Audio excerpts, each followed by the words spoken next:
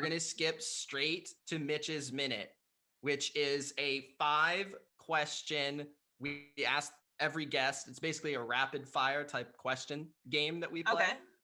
So I can't think long about it. I just have to answer real quick. It's Mitch's Minute, but it never goes a minute. Like, it's always longer. And Jen, you can chime in as well if you like on some of these answers. So these ones I don't know either, Joy. So okay. Joy, obviously these are made for you. So number 1, a tip to stand out as a host on a undisputed or a herd type show. You have to genuinely be yourself. Whatever it is that you genuinely do, be that. Don't try and be somebody else that you admire. Don't try and be funny if you're not really funny. And by like not really funny, like a lot of people tell you that you're funny, not just like your boyfriend or girlfriend, whatever. So just genuinely be yourself. If you're funny, be funny. If you're smart, lean into that. Whatever it is that you do, just be genuinely yourself, because that's what comes across. That's what cuts through in this business. You can tell people who are trying to be something that they're not very easily, and the audience can tell that. So I think just being yourself, which is hard. Like, it's hard to be comfortable being yourself. It's scary because the world is scary out there. They're gonna let you know what they think about you being yourself. So you got to be confident in that. But I think just leaning into whatever it is you do best. And I'm going to lean in to what Joy just mentioned, because there is nobody who is more herself than Joy. And if you haven't checked out Maybe I'm Crazy, her podcast, like, to me, I love the shows with the guys, but Maybe I'm Crazy is all joy all the time. And I will never forget a particular Maybe I'm Crazy when Joy Taylor approached the pooch. Oh yeah, that was actually, I didn't do that on Maybe I'm Crazy. I did that on my my YouTube channel. Oh, right. But yeah, that's like, no, it is. I try to kind of be like myself. I don't curse as much as I do in real life on my shows, but I try to be myself, and that makes it's kind of exhausting to try and play a character, when you do this every day. And then you forget what character you're supposed to be too. So yeah, so the pooch is genuinely who I am. This pooch conversation. The pooch conversation was priceless. I was literally by myself and like laughing. And as she was taking like Twitter comments, she'd be like, nope, not even a thing. Yep, you're out of here. Yep. And no one is better at trolls than Joy Taylor either. Like, you should have like a troll trophy, because you are the queen of shutdown of trolls. Like, I at times am like, oh, I don't know how I would deal with that. And I like watch Joy do something and I'm like, fire points right there. She just killed the troll. He's dead now. Like, and I love it about you. I think it's one of the things that everybody, if they don't know you, should know, because it's so refreshing to have somebody that's in your life and in your circle who is so 100. Like, I have zero doubt that we could ever have a miscommunication problem, because it would be like, yeah, that's not actually a thing. And we'd be like, oh, great. Can you teach me how you did that? Right? Like, it'd be like the guys with the right hook, like, and oh man, Joy, you really got me here. Can you teach me that, babe? And she'd be like, absolutely. All my girls got to know how to throw punches, right? Like, and that is my insight to Joy Taylor, and probably why I think we met, and it was like Insta. It was Insta. We literally hung out later that day. We met at Gina Davis Institute. Yes, the Gina Davis Institute panel. Well, thank you, babe. I appreciate that. The trolls are, I don't know if you're gonna ask me about trolls, but since you brought it up, trolls to me are, because everything you just said, like, I just try to keep it 100. And part of who I am is, I was born and raised in Pittsburgh, Pennsylvania, and it's just not like this with blue collar, like no bleep taking place. And, I just prefer to have face-to-face real life conversations about stuff. And I'm an over communicator because I'm an overthinker. And, if somebody says something dumb, and I don't like dumb, like, I don't know why that went or how that became cute to just be stupid. And it's like wild to me. Like I get upset if I say something that doesn't make sense or isn't accurate, or like if I mispronounce someone's name, or if I have a typo in a tweet, like that bothers me. And people are just mad dumb and totally okay with it. So when it comes mad, to dumb, trolling, and mad and dumb.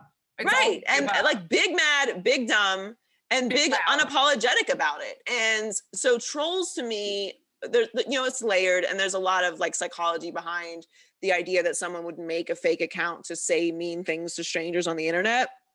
Like, I thank God that my life is better than that. But, you know, there is kind of an inherent sadness in what these people do. And when you keep in mind that they would never, and I mean never, say this to your face, never.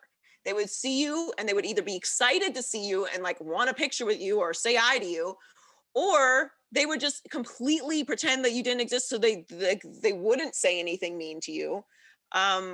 When you keep that in mind, I think it helps lower the anxiety and the sting of the mean things they're saying, or dumb things they're saying. Dumb things to me are just like kind of fun. Those are fun because that's easy.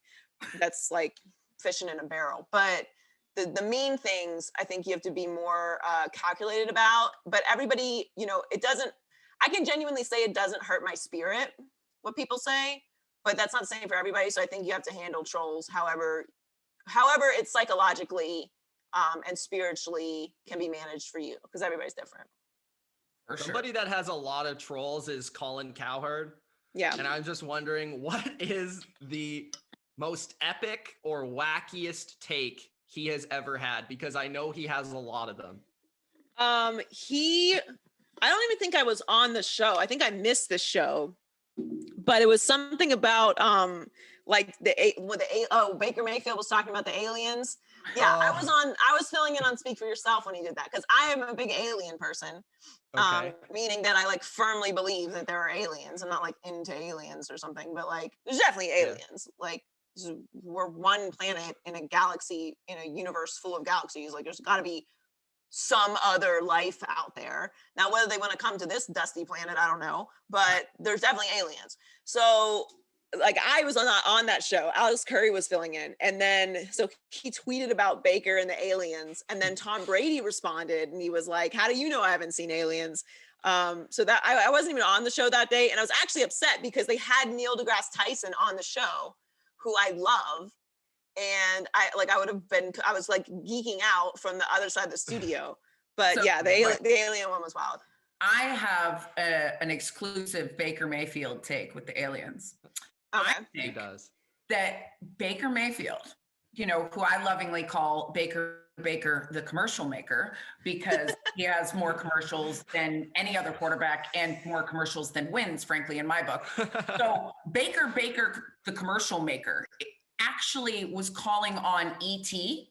And because the Browns colors are so Reese's centric, Baker might be laying out a trail for ET to come home to At Home with Baker Mayfield. What do you think about that? What's your take? There might be something there. I mean, I think he's definitely working on a new endorsement deal. If Reese's comes through, I'm going to need permission for that one. But that's what I'm saying. That is a good pivot. That is a good pivot. I didn't think about that. Nothing is real anymore. So yeah, that could be something. If I was them, I would make it. You believe in aliens, right? There's got to be aliens. I mean, some of them, some of them seem to walk around very like quiet. I do. I'm with you. I totally do. The only explanation for some of the people that I interact with on a day-to-day basis is that they cannot be human and they must be alien. Cannot be from this planet.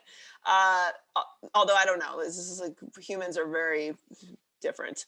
Yeah, there's definitely some other life out there. Again, I don't know if they're coming here for us or if they're just swinging through like, nah, we don't want no parts of that. That's in the water. Look, they got some. Yes, yeah, they might be with Baker. Is Tua the answer in Miami? You know, I was literally just dealing with this with Dolphin fans on Twitter today. And I don't even know how it came up. I was talking about Sam Darnold. And then I think somebody was like, oh, well, Sam Darnold can have more time, but Tua can't. And like, it's become this thing where like everyone thinks I hate Tua, which is not true. I think Tua is a wonderful young man. I think he's a great face of a franchise, which I happen to think is important.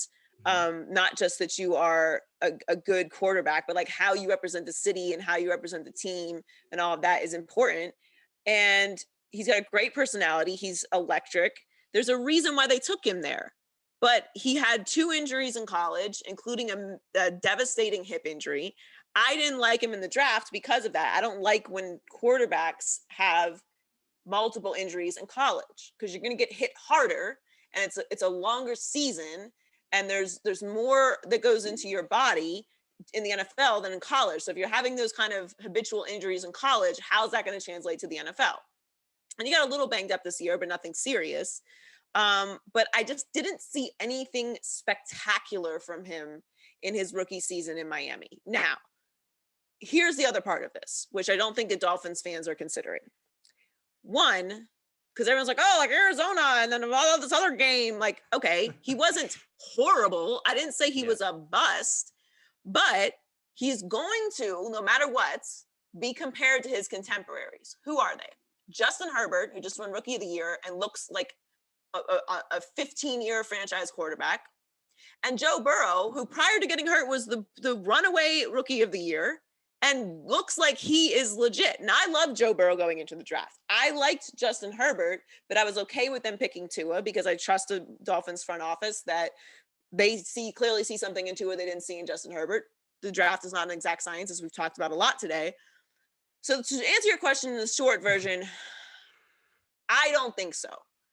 Because I didn't see anything from Tua this year that was convincing to me that he is going to be able to do this at a high level consistently in the NFL unless everything is perfect. And as we know, nothing is ever perfect in the NFL. And I can't rely on everything has a timing and it's got to be this. And then you get the ball out and then you're going to have a perfect offensive line and a perfectly clean pocket. And none of your receivers are going to be injured and none of your offensive linemen are going to be injured. And you're not going to be banged up. And, you're not going to be in a situation where you got to go win the game. Like, he's an Alabama quarterback. He's been throwing to NFL guys and been behind an NFL offensive line his entire college career, which is one of my critiques of Mac Jones. And I think Tua was better than Mac Jones in college, but I just don't know that I've seen enough that it's going to translate to the NFL. I could be completely wrong, and I will happily come out and say I was wrong. And I'm not even saying that I'm right. I'm just saying I haven't seen enough yet that I think it's egregious to question whether the Dolphins should be considering moving on from him or not. That's all I'm saying. I'm not saying it's going to work. It's not going to work. I'm just saying I'm not sure. And apparently that's a big deal.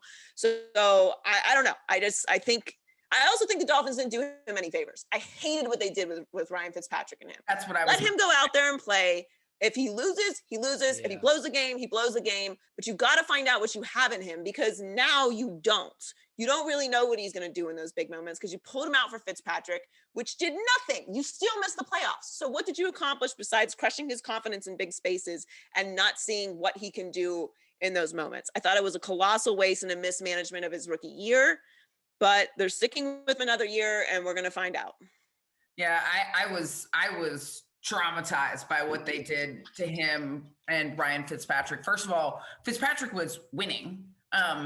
And, the franchise was rallied around him. Now, if you felt pressure to get Tua in because he's a first-round draft pick and you feel face of the franchise, you also want to sell jerseys.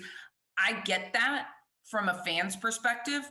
From a coach's perspective, I do not and never did because you have a guy who's working and the downside of putting into it too early is exactly what you have right now.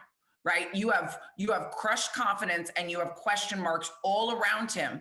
And it used to be that there was a rule of 3 with quarterbacks, right? It used to be accepted knowledge that you had 3 years, that it took 3 years for quarterbacks to adjust to the speed and complexity of the NFL. So they were drafted with, a timeline in mind. And so you had someone who was good. You actually had what could have been an ideal situation to really groom this guy to not just come in and plug in and do okay, but to come in with confidence and crush it. And yet you didn't do that. And you also dismantled what was actually working for Miami. And then you have to go back to it. Now he just looks like a hot mess to me. Like I didn't hate that he comes I don't know that he comes back and feels okay.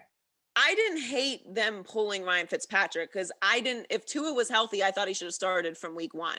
I don't think you learn how to play football from the sidelines. I think you learn how to be a pro from the sidelines. I think you learn the process. Different. And No. The speed is different, but I'm saying you have to experience that. So I didn't mind them pulling Ryan Fitzpatrick when they did, even though they were winning, because they weren't contenders this year. So my problem was, don't pull Ryan Fitzpatrick and put Tua out there if you're then going to pull Tua and put Ryan Fitzpatrick out there. Like, what are you doing? This is stupid. It doesn't make any sense to me. So that part, if you're going to commit, like make a commitment. Playing this like quarterback by committee thing is silliness. So that part I did not like. I didn't mind them putting him out there, but the pulling of him is what didn't make sense to me. But I will say, to your point about the 3-year thing, because everyone keeps bringing up Josh Allen, which I would like to remind everybody that Josh Allen is a physical freak. So, while I did not like Josh Allen his first 2 years, he still had the physical capabilities that Tua does not have. So because I have eyeballs, I can see that. So I don't know what everyone else is watching, but like Tua and Josh Allen are not the same physical human being. They're not. They have different bodies, and Tua's body has been injured on top of it not being as big as Josh Allen. So maybe Tua will become great, maybe, but I don't think he has 3 years. The NFL is different now. I don't think any of these quarterbacks have 3 years. They don't. That 3-year thing is out the window. Well, but you used to draft him to be a backup. They weren't. No. I agree with you. I agree with you, but they're not doing that anymore. No. That's it. We're a microwave society, and the older guys are playing later. Right. Tom Brady, Aaron Rodgers, Russell Wilson, they're playing later. Okay, so the careers are stretched out longer, so you can be great for longer, and the new guys are coming in and looking amazing, incredible sooner because they're developing at a younger age. They're in these quarterback camps. They're dealing with next level trainers and experience and film study. They're not coming in raw. So the quarterback position and free agency has created a completely different level of urgency for the quarterback position. So you can't just chill. Buffalo got away with that, and I don't really know how, but they got away with it with Josh Allen. There's not going to be a whole lot of other franchises that are going to let you just be okay for 3 years until they see what they have in you. And that's what I'm saying. I don't think Tua has 2 more years of being whatever he was last year before the Dolphins move on. No, I think what I see now is that ideally with somebody like him, if he could have had I think not having an off season was part of it too, right? Yeah. Which, and not having an off season means you need more time to adjust to the NFL systems, because if you're still robotic, your reads are going to be bad, and every little thing is going to throw you, which is kind of what you said, where I don't know that I trust you. He's not one that I ever really got. Wasn't one of mine. If I'm the Miami Dolphins, he's not my answer. And he's not my answer, he's just not my answer.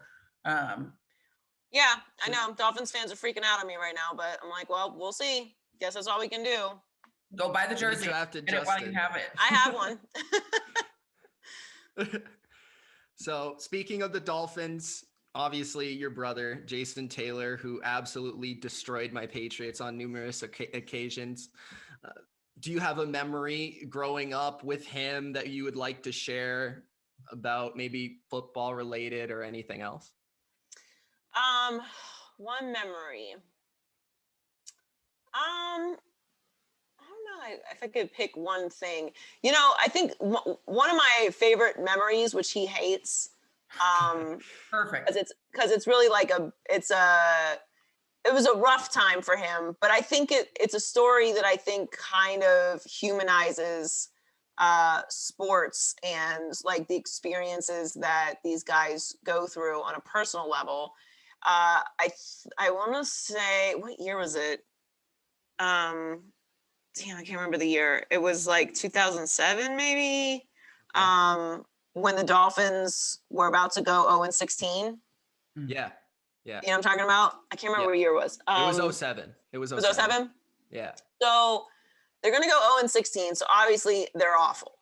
And he's not somebody who handles losing very well. Like, nobody likes losing, but guys, everyone handles it differently. Like some people like internalize it, and they like want to go party, or some people like internalize it and they just like don't talk to anybody, or like everyone handles it differently. He's very cranky. So he was not fun to be around that year.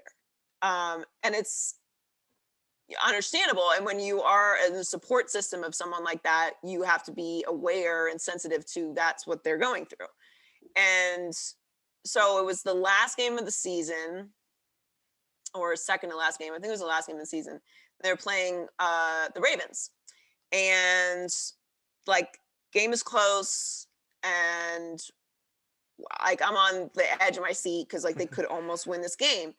And sure enough, Cleo Lemon connects with Greg Camarillo. They score a touchdown. They win the game. And it was like the Super Bowl. Like, I felt like they won the Super Bowl. I mean, I was crying. I'm like hugging his wife at the time. We're both like hysterical. And it was like just this sense of relief. Like, thank God, like, thank you, God, that he's not going to be on a team that lost every single game of the season. And like, it's just, even though it's such a, like, it's one win, okay, and it's meaningless in the grand scheme of things, but like for them personally, it was such a relief.